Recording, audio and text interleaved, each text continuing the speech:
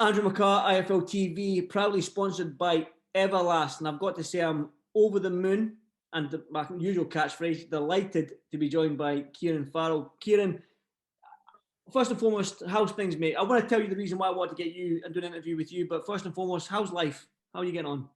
Yeah, hey, you know what? To be honest, I'm flying at the minute. Everything's good. Everything's good. I'm in full health. I'm good. You know what I mean? And yeah, I'm just flying, mate. I'm busier than ever. Like I say, I've just I've been trying to use the pandemic the best as I can to try and push myself out there and get my lads out there and get my fighters fighting, and that's what I've been doing. And that's one of the reasons why I wanted to get you on the channel and have a chat with you. But I kind of want to. I think you've got an interesting story because for me, I've been a boxing fan for years, and I know your story and what's behind it. But new young kids that coming through might not know who Kieran Farrell is. So you're an ex-professional fighter. You were undefeated to your English title fight with Anthony Crolla. But before we go into that, the final fight of your career, now just tell me about your professional career and the reason why you got into boxing as a kid. Well, I'll be honest. I started boxing when I was 7-year-old, Andy, and I just love the fight. You know what I mean? That's basically it. I love the fight. Well, boxing. I was in the gym with a McCART when I was 8-year-old, and he was a bit older than me. He used to get in and jump about. I started getting good and not actually knowing that I was getting good. You know what I mean? So then when I got to age 15 and I got dedicated, I went to Borsha Boxing Club and I got really dedicated there and. I started beating everyone. I won my last 15 amateur fights. I beat Michael Conlon. I dropped him twice with body shots. I beat everyone, mate, and I won the junior ABAs. I boxed for England, and I think I stopped like 7 or 8 of my last 10 opponents. Then I was age 18, and I got overlooked for a competition for the internationals, and I thought that's me. I'm going to turn pro. So then I turned pro, won 14 on a bounce, dead quick, in quick succession. I was only a pro 3 years, and then I was fighting Anthony Crolla. It just turned age 22. So got in there, and like I say, I've got no what's it called? I do it all again. Do it all again, mate. I do it all again. Well, let's talk about the Anthony Crolla fight. I mean, it was for was it the vacant English title back in the time? Was it? Yeah, you know what, mate. It was mad because like at the time, me and Anthony Crolla were fighting for the vacant English, and Martin Geffin were fighting Ben Murphy for the vacant British. But the fight with me and Crolla should have been like put forward for that British title, like a bit more. But it is what it is. Like it was for the English title. And it was a top fight, and you know what? It was war, mate. It was war. Well, let's talk about it. It was a war, man. It went the distance and stuff like that. It was when you normally get 2 Mancunians go at it, then you're probably this. It's like when you get 2 Celtic fight, when you get an Irishman and a Scotsman, 2 people going at it. It's like the Manx and the Scousers and stuff like that. When you get 2 of your own going at it, there's nothing that's going to be a war. But going back to that fight itself, obviously that was the last fight of your career. But we will go into the injury, and hopefully you can break that down for me. But when you were in the ring, how confident were you going up against somebody like Anthony Crolla going into that? Oh, mate, I'll tell you no. Like I would have got him with Floyd Mayweather that night. It didn't matter to me. And I recently seen a video of Floyd Mayweather saying that if you're a fighter and you're in this room and you don't believe you're the best, you need to get out of the room or pack the boxing in because it's not for you. And I'll be honest, obviously I'd won a lot. Like since I got dedicated to boxing at age 15. I think I only got beat once and when I was 16, and then after that I never got beat again. I turned professional age 18, won 14 on a bounce. I just felt untouchable, and I didn't think I could fall, I could walk through everyone, and that's the truth. And Anthony Crolla was like my little stepping stone to bigger things. Everyone, I was interviewed on Las Vegas radio shows. Calling me the Brandon Rios of the UK, and I thought, mate, I'm going to walk through everyone. I'm just too big. I'm too strong. I'm going to knock everyone out, basically. And I was young, and I needed holding back, and I needed saying, look, chill out, just knock a few more bums over, if you will, and you will get there. But no one ever did that with me. So I just wanted to fight the best. I seen Mike Tyson, age 21, world champion. I thought I need to be world champion age 21. So I was age 21, Central Area champion, and end up getting myself an English title fight with Crolla. And I'm thinking, mate, well, I'm going to take care of him. And then who's next? Terry Matthews, who's next? Ricky Burns, who could it be? You know what I mean? I wanted to fight everyone, mate. But you were game as a pebble. You really were. Do you know what I mean? That's testament to I guess that's testament to where you are today as a manager and a promoter. Do you know what I mean? You work hard for your fight, and you know what I mean. And I've seen that, but I want to stay on the Crolla fight and stuff like that, because you did suffer a horrific injury in that fight. But for you, was it difficult for you to, because you were bigged up to be the Brendan Rears for the UK, you wanted to be a world champion. Like, how difficult was for you? And I hope you don't mind me asking this question, but how difficult was to sort of like hang up the gloves at such a young age after the Crolla? You know what, mate? I'll be honest. Like, it was. I'm not too sure now on the date of when Ricky Hatton had his last fight. I'm sure it was November 2012, and I'm sure it was when he fought at Senchenko. And I just felt like I don't know. I seen a lot of similarities. Obviously, I'm Ricky Hatton's friend, and he promoted me and managed me for a while, and helped coach me, and I thought, I just can't hang him up. You know what I mean? And I'll be deadly honest, like with the all the people who are viewing this. I actually tried to apply for an Irish license a year later. I felt like I was all right, and it was Mel Crystal, and he said, "Look, Kieran, you've had a good career. You've had like the horrific injury. I just couldn't see that why I couldn't box. I'm like, but I'm all right, though. You know what I mean?" And that was just testament to my own fitness. I used to run 8 mile every day, and that's why I recovered so well. I was young, and obviously, I recovered. I recovered quite rapidly, and to be honest, and when I look back at like 2013 now, obviously I fought Crolla December 7th, 2012.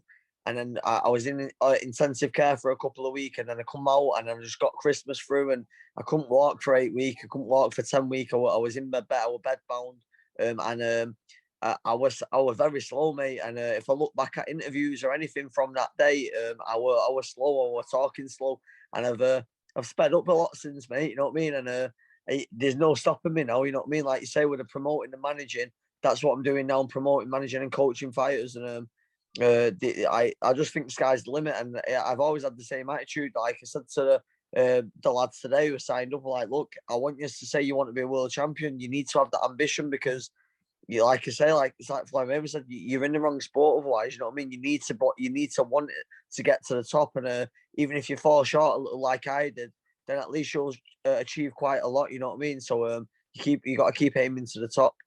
Definitely, mate. But you and Crolla are obviously good friends. I've spoken to Crolla on numerous occasions, and he sort of says that sort of thing, that night was one of the toughest nights for him in boxing, hearing about you and stuff like that. But you and Crolla, you're still best buddies and stuff like that to this day. No, look, I'll be honest. So when I was 17, Anthony Crolla was an unbeaten professional.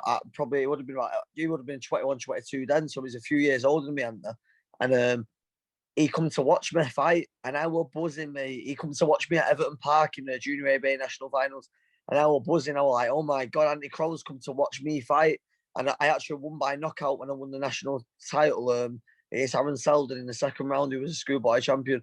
And I was buzzing, mate, because then when obviously it's like when you see like your Sasha Jonas and stuff like that about and Terry Harper's who are fighting where they say turn your idols into your rivals. Yeah. It was a little bit like that. It was a little bit like that back in the day, you know. Obviously, I looked up to Anthony, and then to get in the position to fight him so young and early, that's what it was. And for the 7 week I was fighting him, I wanted to kill him, mate. You know what I mean? That's just the way I was. You know what I mean? I wanted to rip his head off his shoulders. You know what I mean? But then, obviously, after the fight, if it didn't happen to me, the brain injury, or it did happen to me, I was always going to be friends anyway, mate. It's not. That's just the bad side of the business. And what happened to me, you never would have guessed it, mate. You know what I mean? Like it was just what it is. You know what I mean? And in hindsight, I would have done everything exactly the same as I did it. You know what I mean? Yeah, definitely. And like I say, your sort of ambition when you were a fighter and the way you approached a fight, I saw you. I kind of get the feeling now that you're bringing that into your management and your promotional side of things, because I see how you work.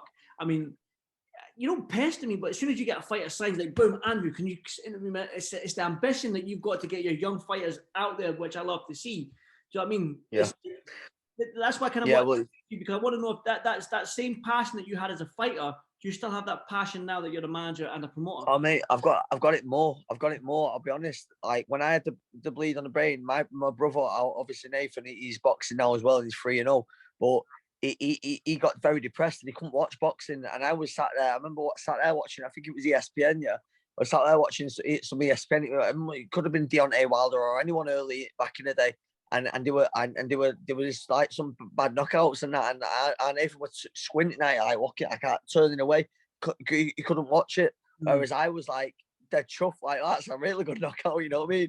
I'm sat on my bed with my iPad and thinking that, watching these knockouts, thinking, I loved it even more, mate. It's like when something, like when you can't have something but you really want it, like you love it more. And I'll be honest, like the work what I do now, like obviously I was doing a lot of work with the schools when I first come out of when I opened the gym. I started training a lot of like deprived schools and stuff like that. And I've done loads of work with them, and I seen like the kids winning and stuff like that. I had one kid beat Tommy Fury, Brad O'Connell beat Tommy Fury, and it was massive, mate. And it just, you know, boxing changes lives. You know what I mean? It changes lives, and it definitely has. The gym's like my gym there. It's changing lives all the time. You know what I mean? And like even the young Amy Timlin, she's obviously she's going to box for the Commonwealth title again in the rematch this summer. She's living at my mum's house at the bottom of the street from the gym, and it's changed her life, mate. The gym has changed her life. She loves the gym. You know what I mean? And it is for all the fighters. Like the fighters, there's not one fighter who's ever come to the gym and thought, I'm getting bored of this. It's just fun, you know what I mean? So it's good. That's the thing. What's that old saying that if you enjoy what you do, you'll never work a day in your life, sort of thing. Like this is work for you. Yeah. This is passion, isn't it? 100%. Look, I'll be honest, and the way I work is like, because I do like private training with like anyway, I do it with anyone really. I do it with 4-year-old kids and stuff like that. You know what I mean? So from young Caden as well, young Caden. Yeah. Caden, mate, Caden's going to be a world champion. I'm telling you, he's a very good fighter. There's little Rihanna DeForo as well. She's been up. We actually went to Barcelona, didn't we, last week? Rihanna DeForo is a WBC ambassador, so she was exempt. She gets to come over with us, yeah. And I ended up taking her to a gym in Barcelona. And her dad drove us over there, obviously with Brian Rose fighting and that. And we went into, oh my God, we went into a underground gym, yeah. So we went underground down we called it Gallego Prada gym, yeah. So we went down these steps and we're thinking that it was a bit rough, mate, yeah. And I organised sparring for Rihanna. But she's only 13-year-old. She's never actually had a fight. She's had 2 skills bouts. She's not actually had a fight, and obviously the pandemic and that. But I believe she's very good, mate, and she trains so hard. She's super dedicated. Anyway, what happened is we went downstairs to warm up and like, right, is your girl ready, Kieran? Like that. So we got her in. She was sparring this 18-year-old elite, yeah, and I'm thinking, I would nearly bailing out. I was like thinking, nah, I've gone too far this time, mate. I've gone too far. This is child abuse. You can't do this. You know what I mean? Then I turned around and looked at Liam, my dad, and Liam was like giving me like the thumbs up. I'm like, yeah, something like that. So anyway, she got in there, and she to be fair, mate, she held her own, and she got I'd say she got the better of the sparring. She was very good, mate, and it's like I said to her dad, I said, look, that experience, like you put that down as 50 bouts over here, you know what I mean? Because it's good, but like that little moment is going to change her life now, because she's going to kick on from there, and you know, yeah, it's good, mate. You know what I mean? It's very good. I love boxing. I love it. I can't, even though it nearly ended my life, it sort of is my life. You know what I mean? And I feel like my life is owed to boxing, even though boxing, I don't know, mate. Like people would say boxing owed me something, but it doesn't owe me nothing, mate. Boxing's I love boxing, and that's one thing what I'll always stand by. You know what I mean? Yeah, I'm the same. I love the sport, and I consider myself lucky that I get to do what I do. I get to travel the world, speak to boxers, speak to fighters, and it's a passion of mine. And I can feel the passion from you as well. So the question is, I don't want to put you on the spot, but I know your brother's a skillful southpaw. Yes. Yeah, you know what I mean? He's a talented young fighter. I can remember watching him fight. I think it was a Crolla fight. Was he fighting? Yeah. Back then, Yeah. nearly 2 years ago, I think. 2 years ago, November. But for you, you've got a young stable of fighters. But who stands out for you then? Who stands out for you that's going to be that world champion? It would be so unfair for me to pick a certain fighter, but you know, like it's like Ben Ridings, who was up against Jez Smith in November. Ben Ridings fought Jez Smith. We come out of COVID, so we both got COVID we were meant to be in the boxer competition, and we only really trained for Zach Chelly because we thought he's the man to beat, and as I was right, he ended up winning it. So we both had COVID. I actually had no effects. I was all right, but Ben actually couldn't taste anything, or he couldn't hardly breathe and that. Anyway, I ended up getting on the phone to Matchroom, and I said, look, I've got Ben Ryan. He's been sparring Callum Smith, obviously in preparation for the Canelo bout. And they went, we want to put a British fight on. And like, put Ben Ryan's name forward. And they said, like, what about Jez Smith? I said, let's do it. So anyway, Ben Ridings he's called the machine. He trains so hard, mate. And you know, even though we got beaten, I was in Gallagher's gym when I saw him spar Callum. Yeah, and you know what? I'll be honest. He's up there. He's up there. What day is it? Saturday. He's up there on Monday again. Monday, Wednesday, and Friday. He's going to be sparring with Marcus in preparation for Marcus's bout with Chris Eubank Jr. And Ben's a workhorse, and it'll be unfair for me to start pointing out who, where, what, and when, because then I've got Conor Lynch who's 6 on my brother. My brother's super skillful, and I'll be honest. And all the fighters do is need a break. So all they need that break, and obviously they've got me pushing for them all the time, which is a good thing. And that's what young fighters need. And like Sean Yaxley today and Jerome Warburton, who've come up to the gym, that when they get that break, mate, they should be ready. And I've told them what I expect from them as well, is that I want them in the gym all the time. I don't want them ballooning up to 13 stone. That's no good. You know what I mean? You need to stay in the gym. And I've been obviously I went out to Spain with Brian Rose. We've got him a fight. He's got a massive fight coming up. I can't announce anything yet, but it's massive, mate. No, Kieran. Mate, it's massive. Mate, it's massive. We're getting on a plane somewhere else, and we're gonna try and upset the odds, mate. And that's what it's about. And you know what? I'll speak to you off air about it, though, Andy. You know what I mean? Yep. But it's massive, mate. And all the lads see this. You know what I mean? And I've got connections now in Spain. Obviously with Ricky Powell over there. He's helped me out massively. And Ricky has introduced me to a couple of promoters over there. So we're going to be doing I'm going to announce it now, a bit of an exclusive for iFilm London TV, that we're going to be doing a show in Spain June the 19th in Barcelona. It's Vicious Promotions in association with Team Soul, Ricky Powell. We're going over there, mate. Yes, and the iFilm London's coming with us. As simple as that. You know what I mean? Hey, I'll sort you the flights out. Don't you worry. That's it. Look, that's if we have to. That's if we can fly. Because if not, we're going to be driving again, mate. It's simple as that. I mean, look, we've got to do what we've got to do. Exactly. We've got to do it. Listen, if I can get over there, you know I'll get over there without a shadow of a doubt. Yeah, 100%. Well, look, like I say, with Brian Rose, we couldn't fly out, so the loophole was let's drive down the Eurotunnel. We drove 24 hours there, 24 hours back. He got his win. And now he's got a massive fight coming up, and I can't wait to announce that, mate. It's the next level stuff, mate. So yeah, we'll keep pushing ourselves. Listen, Kieran. Listen, as soon as that fight is announced, I'll get you and Brian on a Zoom call again. We'll talk about it. But I want to just say, so Vicious Promotions, as you call, I can see you've got the T-shirt on there. Vicious Promotions. Your dream was to become a world champion, but what would it mean to you to have one of your own fighters that you've brought through from that grassroots level? It means more. It means so much more to me. I'll be honest. Like, it means so much more to me. It's like boxing's a selfish game, and I didn't like. I mean, it's unfair for me to say, but I was a nasty little piece of work. You know what I mean? Like when I was dieting and that, I'd stab you with my fork if you tried touching my plate. You know what I mean? And I didn't want to be that person, because I'm actually a really nice person. I remember saying to my brother one day, he said, I'm going to come and do some bag work. And I thought, oh yeah, is it just that easy? Is it that easy? Is it just going to come and turn up and just do some bag work? And I thought, what am I starting running for? You know what I mean? So for me to be able to take one of these fighters who are managing now, to take them to the top, mate. It means so much more to me than for me to do it. I don't want to do it for me. It's like Amy Timlin's fight. Amy Timlin's fight. What nobody knows is that I actually put a lot of money into that fight for her. We got the opportunity, and Dave Cole got the opportunity for us. He's managing Amy, and I'm coaching her. And I put Amy with Dave because I know that Dave's a good guy, and he managed me, and I knew that I could get her that opportunity with obviously women's boxing being so big at the minute. And we what's it called?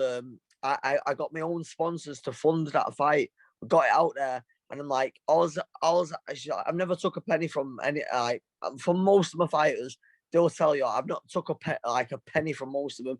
I'm not asked about the money. You know what I mean? It sounds daft, but it's a business. I know it's a business, but look, the money will come when we get one of them little 8-year-old kids to turn into the next Katie Taylor or the next Anthony Joshua. That's when the money comes. But for now, I'm just happy living the experiences of these fights and that, and being able to get by in life. You know what I mean? Like, look, going over to Spain and that experience, what we had. It was second to none, you know. Like you couldn't write it, mate. We drove to Barcelona, and he had a fight and come back, and it's mad, you know what I mean. But I love it, you know. It's just part of the story, you know what I mean. So it's good. Definitely, mate. I can actually feel the passion that you've got for the sport. But for you and Vicious Promotions and stuff like that, finally, before I let you go in and spend the rest of your evening with another cup of tea there, yeah. What's your ambition? What's your ambitions for Vicious Promotions at this moment in time? I know it's on you go, mate. Sorry. Well, yeah, it's just. I mean, at the minute, obviously, I'm going to take it to Spain, so I'm going to take it to another country. Like, I'm going to take it to Spain next. I've got a show lined up for. I don't think the show is going to be back till around about September, the small shows, and that might be lucky if I can say that. You know what I mean? So, I mean, we're looking at doing Blackpool in September. I've actually got another signing to do tomorrow, which is it was the official sparring partner for Callum Smith when he fought Canelo. When it's Will Golder from Blackpool. I want to put that out there now because obviously we're on a big platform. Will Goldie, I've signed Will Goldie up. He's from Blackpool. He's a likeable lad. He's done the glory, kickboxing and MMA and all that. He's a very good fighter, mate. He went there, and I'll be honest, it took him to spar with Callum Smith, and I was so surprised, mate. I thought he's an accident waiting to happen. He were walking in, unloading big shots, taking big shots, and I thought, wow, mate, you're gonna get knocked out. And I actually said to Ed Harrison, who brought him up and said to me, he can fight. I said to Ed, I went, oh, he's going to get knocked out. It's sad to see this, you know what I mean? Yeah. Anyway, he did so well, mate. He did so well. And Joe invited him back again. So he was the official sparring partner for the Canelo fight. And he can fight. So I would like to announce that. And we'll get him out in September, hopefully. And like I say, because I got the Welsh lads as well, we'll take it to Wales in November, hopefully. And we'll just keep living these great experiences, mate, and doing big things. And maybe, I don't know, in the future, we'll have a couple of world champions. Well, Kieran, listen, I've got nothing but respect for you, my man. And I really wish you nothing but the best. And I'm sure everything that you're thriving for, it will happen because, listen, you're probably one of the hardest men I know in boxing right now at this moment in time, especially with the pandemic that's going on. And stuff like that. So, like I said, I won't keep you much more of your time. But thank you so much for sharing your story and spending some time with me. So, mate, I appreciate that, man. And have a good evening, my man. And no doubt I'll speak to you soon.